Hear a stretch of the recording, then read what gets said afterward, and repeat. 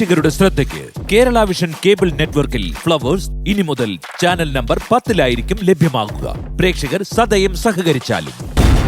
എന്തിനാ എല്ലാരും കൂടി വരുന്നേ? ഡ്രസ് സെലക്ട് ചെയ്യേണ്ടത് സുമേഷും അമൃതയും കൂടിയല്ലേ?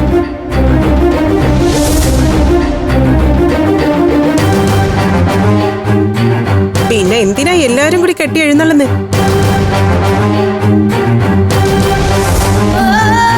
ഇവർക്കൂടി ഞാൻ ഡ്രസ് എടുക്കുന്നുണ്ട്. അവരുടെ പാകത്തിനും അവരുടെ ഇഷ്ടത്തിനും അവര് തന്നെ ഡ്രസ് എടുക്കുന്നതല്ലേ നല്ലത്. ഓ, അങ്ങനെ നിർബന്ധമാണെങ്കിൽ പിന്നെ പോയി എടുത്താ പോരെ. ഇക്കൂട്ടത്തിൽ വന്ന അലമ്പണം. ഇവരും കൂടെ വരട്ടെ മാമി, അതെന്റെയും കൂടെ ആഗ്രഹം. നമുക്ക് രണ്ടുപേർക്കും കൂടെ പോയി എടുത്താ പോരെ അമൃതേ? പോരാ, ഈ നിൽക്കുന്നതേ ഇവരുടെയൊക്കെ ചേച്ചിയാ. അമ്മയ്ക്ക് തുല്യ അമൃത ഇവർക്ക്. അമൃതയുടെ കല്യാണ ഡ്രസ്സ് എടുക്കാൻ പോവാൻ ഇവർക്കും ആഗ്രഹം ഉണ്ടാവില്ലേ? ഞാൻ കൊണ്ടുവന്നോളാം പിള്ളേരെ. വേണ്ട, ഞങ്ങള് വരുന്നില്ല അപ്പച്ചി. അങ്ങനെ പറഞ്ഞ പറ്റില്ല മക്കളെ, നിങ്ങളും വരണം. സാരമില്ല അപ്പച്ചി, ഞങ്ങൾക്ക് ഒരു വിഷമവും ഇല്ല. നിങ്ങളും പോയിട്ടോ. മോളെ, ചേച്ചി സന്തോഷിട്ട് പോയിട്ടോ. ആ സമയം കൊണ്ട് ഇവിടെ ബാക്കി കാര്യങ്ങൾ ഒരുക്കാൻ ഞങ്ങള്. വാടി ഇങ്ങോട്ട്. ആരാധ്യ, ആതിരെ, വന്ന് പണിയുണ്ട്. അല്ല മക്കളെ, മാമി നിങ്ങളെ വിഷമിപ്പിക്കാൻ പറഞ്ഞതല്ല കേട്ടോ. എല്ലാരും കൂടി വരേണ്ട കാര്യമില്ല, അതുകൊണ്ടാ. അത് ഞങ്ങൾക്ക് മനസ്സിലായി മാമി. അതെ, അവിടെ തന്നെ ആകാശം നിങ്ങളുടെ മാമനും ഒക്കെ വരണോന്ന് പറഞ്ഞതാ. ഞാനാ വേണ്ടെന്ന് പറഞ്ഞത്. സംസാരിച്ചെന്ന സമയം കളയണ്ട, നിങ്ങള് പോയിട്ട് വാ.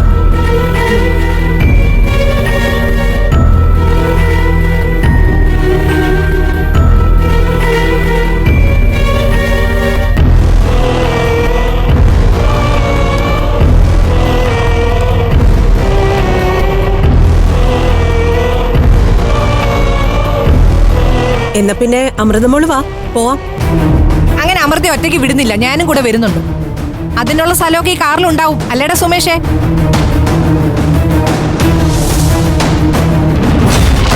കാണും. വാ മോളെ.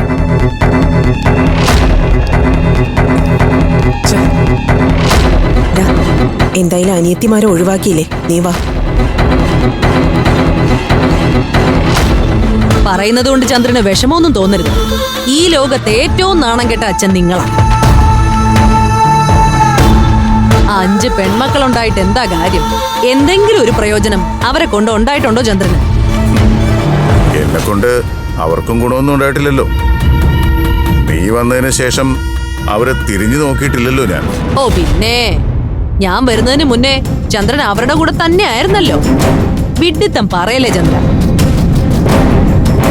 പെൺകുട്ടികളെ പെറ്റുകൂട്ടുന്ന പെണ്ണിനെ വേണ്ടാന്നും പറഞ്ഞല്ലേ നിങ്ങൾ എന്റെ കൂടെ കൂടിയത്? അന്ന് മുതൽ താങ്ങും തണലുമായിട്ട് കൂടെ നിന്ന എന്നെ ഇപ്പൊ കുറ്റപ്പെടുത്തുന്നു.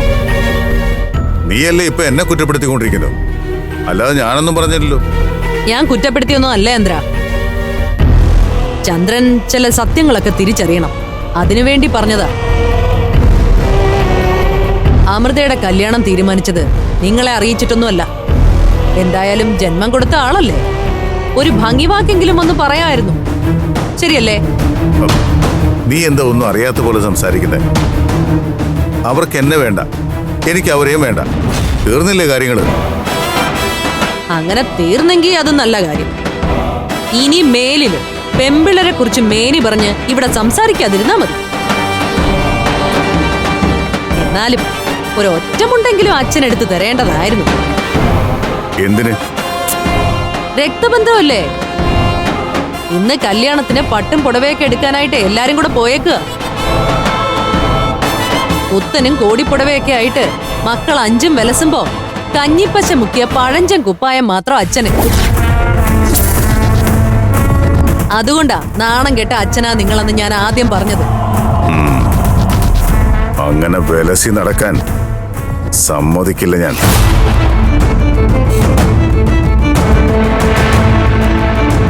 മുടക്കണം. ആ കല്യാണം നടക്കാതിരിക്കണം. പിള്ളേരോട് മാത്രമല്ല, സഹദേവനോടും കൂടിയുള്ള ദേഷ്യം എനിക്കത്.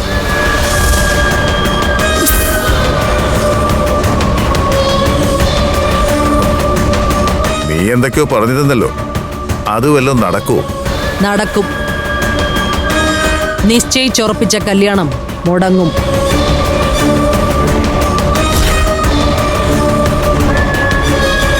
നിങ്ങളുടെ മൂത്ത മോള് എന്റെ അനിയനുള്ളതാ.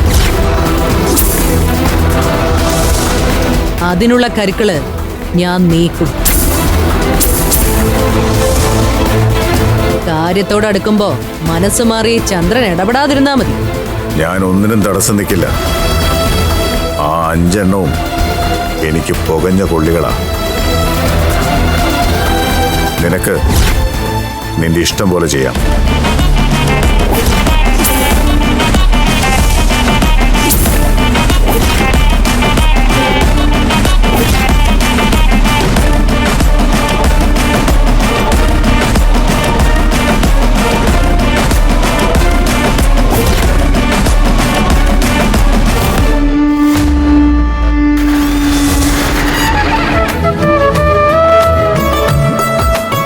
അതെ, ആ ബ്ലൂ അതിങ്ങെടുത്തേ.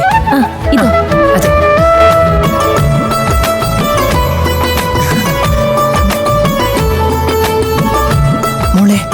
മോളെങ്ങനെ സങ്കടപ്പെട്ട് നിൽക്കില്ലേ?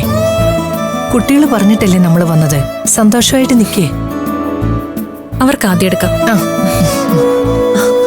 മോളെ, മന്ത്രകൂടി ഒന്ന് സെലക്ട് ചെയ്തേ വാ. അനിയത്തിമാർക്ക് എടുക്കട്ടെ മാമി.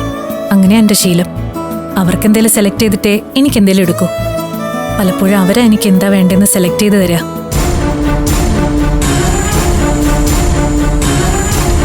എവിടെ അമൃത? ഓ, അവൾ അനിയത്തിമാർക്ക് ഡ്രസ്സൊക്കെ എടുത്തിട്ടേ സ്വന്തമായിട്ട് എടുക്കൂന്നു. അങ്ങനെയാണത്രേ ശീലം. അനിയത്തിമാർക്ക് പർച്ചേസ് ചെയ്തതിനൊക്കെ ഇനി ഞാൻ കാശ് കൊടുക്കേണ്ടി വരുമോ? ഏയ്, അതൊന്നും നമ്മൾ കൊടുക്കേണ്ടി വരില്ല.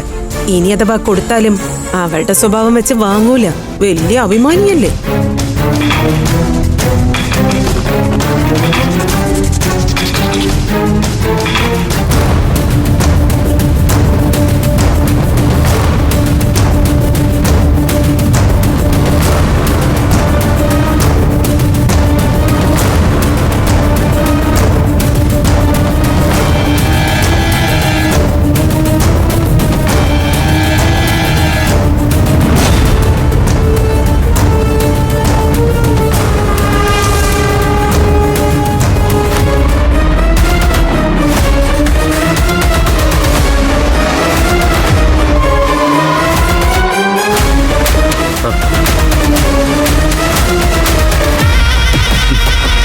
എന്നെ മനസ്സിലായോ? അന്ന് പഞ്ചരത്നത്തിൽ വെച്ച് കണ്ടതല്ലേ? അതെ, കല്യാണത്തിന് ഡ്രസ്സ് എടുക്കാൻ വേണ്ടി വന്നാ. ഞങ്ങളും. അപ്പച്ചി, ഇതൊക്കെ ഒന്ന് ബില്ലടിച്ച് വാങ്ങ. ഞാൻ പോയി സാരി ഒന്ന് സെലക്ട് ചെയ്തിട്ട് വരാം.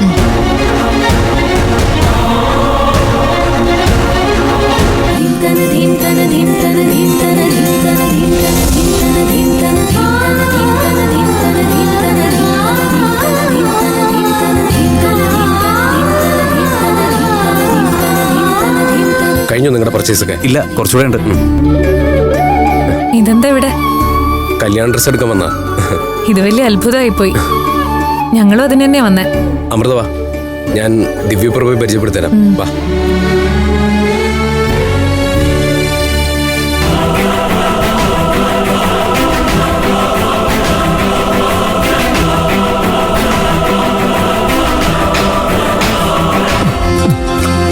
കല്യാണക്കുറി കണ്ടപ്പോഴേ ഈ പേരിന്റെ സൗന്ദര്യം ശ്രദ്ധിച്ചു. നേരിട്ട് കണ്ടപ്പോഴും അങ്ങനെ തന്നെ. സ്വന്തക്കാരാണോ?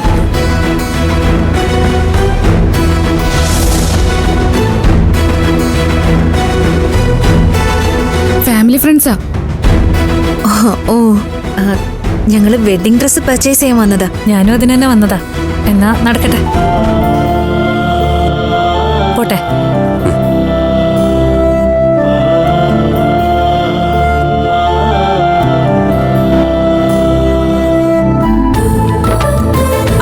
ആ സാരി എടുത്ത്.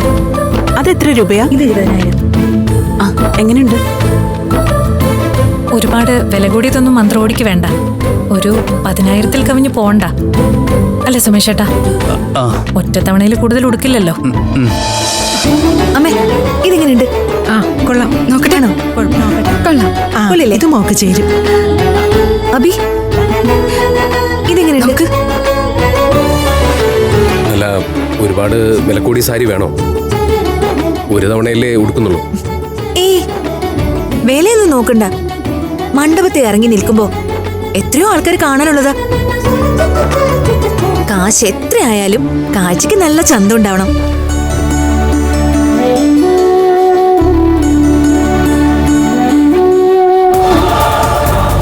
കണക്കെടുപ്പും പറയെടുപ്പും കഴിഞ്ഞു മഹി.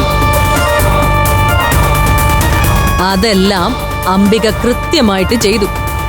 അതെന്നോട് വള്ളി പുള്ളി വിടാതെ പറഞ്ഞിട്ടാ പുടവ എടുക്കാനായിട്ട് അംബിക ഇന്ന് പോയത്. ചേച്ചി പറഞ്ഞ അമൃതയ്ക്കുള്ള കല്യാണ പുടവയുടെ കാര്യമാണോ? അപ്പോ എല്ലാരും കൂടെ ഇന്ന് ആഘോഷമായിരിക്കുമല്ലോ. ഒരാഘോഷവും ഉണ്ടാവില്ല. അനിയത്തിമാര് 4നെയും പടിപ്പുര കടത്താതെ വീട്ടിലിരുത്തും ഇന്ന് അംബിക. അവിടെ തുടങ്ങും കലാവതി കത്തിച്ചു വിടുന്ന കലാപത്തിന്റെ തിരിയുടെ കത്തല്. അതിനി പടക്കത്തിന്റെ അല്ല, അമിട്ടിന്റെ തിരി കത്തും പോലെ പുകഞ്ഞങ്ങ് കത്തും. പിന്നെ ഒരൊറ്റ പൊട്ടലായിരിക്കും. ആ പൊട്ടിത്തെറിക്കലിൽ 5 എണ്ണവും നിന്ന് കത്തും.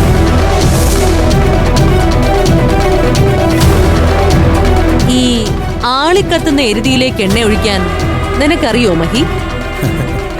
ചില സമയത്ത് ചേച്ചി പറയുന്നതിന്റെ പൊരുൾ മനസ്സിലാക്കാൻ കുറച്ച് പ്രയാസമാണ്. ഒന്നും അങ്ങോട്ട് മനസ്സിലാവില്ല. വാക്കുകൾക്ക് ഒരു വല്ലാത്തൊരു മൂർച്ചയാണ്. വായിൽ വരുന്ന വാക്കുകൾക്ക് മാത്രമല്ല, ചെയ്തു കൂട്ടുന്ന ചെയ്തികൾക്കും മൂർച്ചയേറും. ചന്ദ്രൻ എന്നെ പരിഹസിക്കും, കടിക്കുന്ന പട്ടി ഇപ്പൊ കുരയ്ക്കുകയുള്ളൂ എന്ന് പറഞ്ഞിട്ട്. പക്ഷേ ഞാൻ ഇപ്പൊ പതുങ്ങുന്നത് പഞ്ചരത്നത്തിനു മേൽ കുതിച്ച് ചാടാൻ വേണ്ടി തന്നെയാണ്. എനിക്കറിയില്ല എന്റെ ചേച്ചി. എന്റെ കണക്കുകൂട്ടലുകൾ തെറ്റില്ല. പഞ്ചരത്നത്തിലെ 4 എണ്ണവും 4 ദിക്കിലാവും. ബാക്കിയുള്ള ഒരെണ്ണത്തിനെ നിനക്ക് ഞാൻ തരും, കല്യാണ വേഷത്തില്.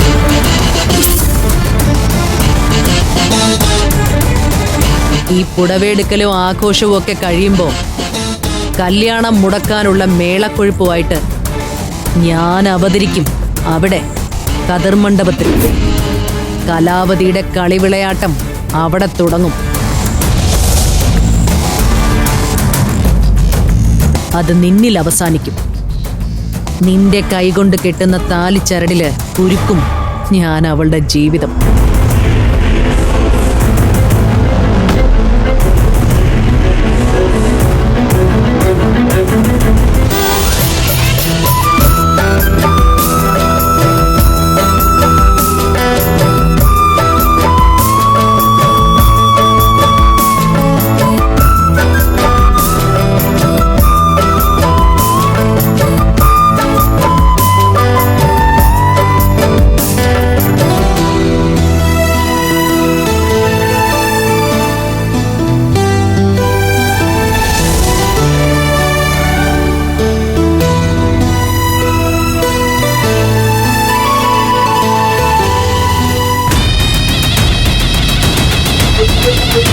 എനിക്കിത് വിശ്വസിക്കുന്നു.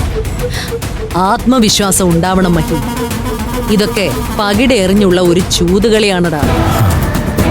1ഉം 2ഉം 12ഉം ഒക്കെ ചിലപ്പോ വീഴാം. പക്ഷേ നമുക്ക് കളത്തിൽ വീണ് കിടന്ന് പിടക്കേണ്ടത് 5ആണ്. 5 വെച്ചാൽ പഞ്ചം, പഞ്ചരത്നം.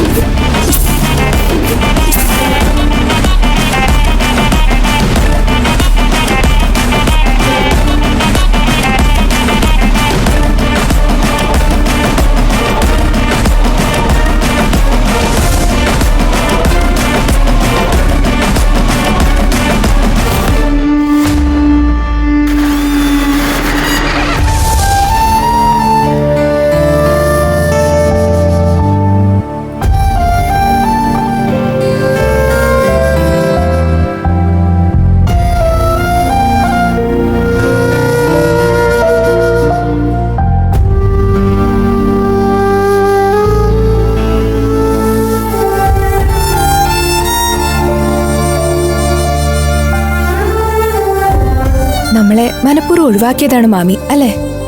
അതെ, നമ്മൾ കൂടെ ചെല്ലരുതെന്ന നിർബന്ധം ഉണ്ടായിരുന്നു എന്ന് ആ സംസാരം കേട്ടാൽ അറിയില്ലേ.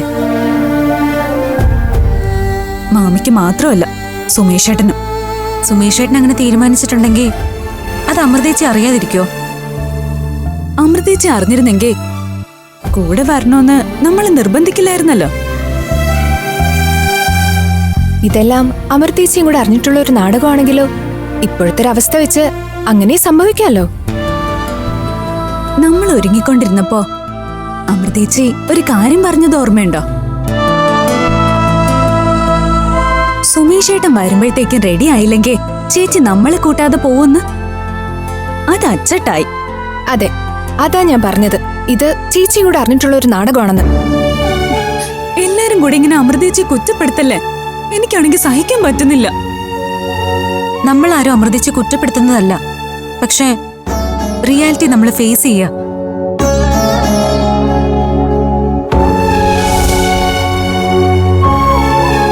അവഗണിക്കപ്പെട്ട് തുടങ്ങിക്കഴിഞ്ഞു നമ്മള്.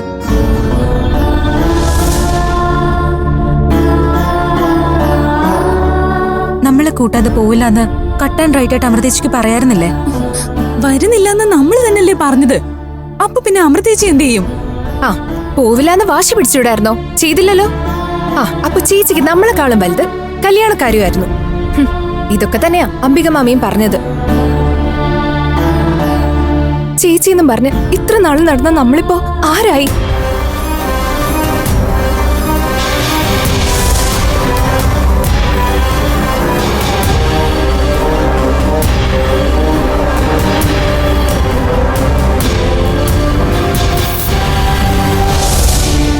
അമൃതേച്ചി എന്നോട് ക്ഷമിക്കണം. അന്ന് അമ്പലത്തിൽ വെച്ച് കണ്ടപ്പോ ഞാൻ അതൊന്നും സാരമില്ല മോൾ. എന്തുകൊണ്ടാ അങ്ങനെ പറഞ്ഞെന്ന് എനിക്ക് മനസ്സിലാക്കാൻ പറ്റും. എന്തായാലും നല്ലൊരു നാത്തൂൻ കുട്ടിയാ മോൾക്ക് കിട്ടിയത്. ഏട്ടന്റെ സങ്കല്പത്തിലുള്ള ആളല്ല ദിവ്യപ്രഭ. ദിവ്യപ്രഭയോ? ഏട്ടത്തിന്ന് വിളിക്കണം. ഏട്ടന്റെ ഭാര്യയല്ലേ? എനിക്ക് അമൃതേട്ടത്തിന്ന് വിളിക്കാനായിരുന്നു ഇഷ്ടം. ഇനി അതൊന്നും പറഞ്ഞിട്ട് കാര്യമില്ലല്ലോ മോളെ. സന്തോഷായിട്ടിരിക്ക. ഏട്ടന്റെയും അമ്മയുടെയും മോളുടെയൊക്കെ സങ്കല്പത്തിലുള്ള ഒരാളായി ദിവ്യപ്രഭ മാറും. മാറ്റിയെടുക്കണം. ചേച്ചിയുടെ ചേക്കനെ ഞാൻ കണ്ടു. നല്ല ചേട്ടനാ. ചേച്ചിക്ക് നന്നായി ചേരും.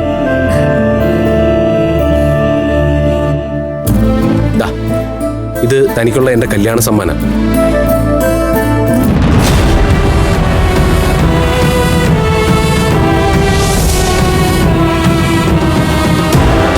കല്യാണം ഒരേ ദിവസമായതുകൊണ്ട് എനിക്ക് വരാൻ പറ്റില്ലല്ലോ.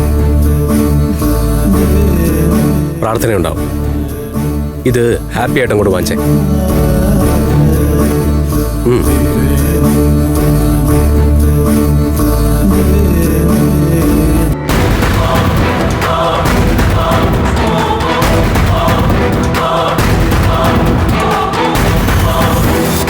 താങ്ക്സ്.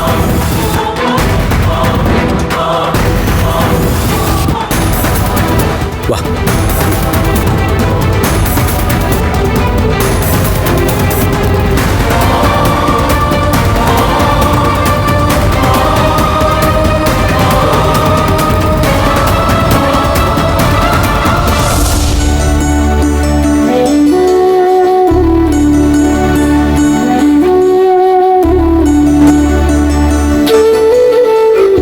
അതെ, ഞങ്ങൾ ഇറങ്ങാട്ടോ.